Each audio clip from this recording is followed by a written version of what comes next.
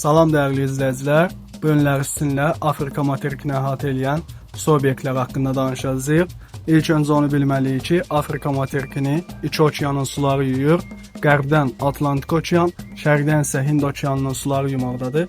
Afrika materikini Avropadan ayıran su obyektlərini tanısaq, ilk öncə bunlardan Cəbəlli Tarix boğazını tanımalıyıq. Cəbəlli Tarix boğazı Avropadan Piriney yarımadası ilə Afrikanı ayırmaqda, Atlantik okeanı ilə Aralıq dənizini birləşdirməkdədir. Daha sonra biz Aralıq dənizini tanımalıyıq. Aralıq dənizi daxili dənizdir.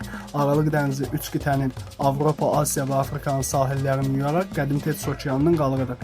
Daha sonra biz Misir ərazisində yerləşən Süveyş kanalını tanımalıyıq. Süveyş kanalı Ərəbistan yarımadası ilə həm də Asiya ilə Afrikanı ayırır, Aralıq dənizi ilə Qırmızı dənizi birləşdirir. Daha sonra isə Afrika ilə Asiyanı ayıran Qırmızı dənizi tanımalıyıq. Qırmızı dəniz dünyanın ən duzlu dənizidir. Burada duzluluq 42 promildir. Bununsa səbəbi yüksək buxarlanma və buraya tökülən çayın demək olar ki olmamasıdır.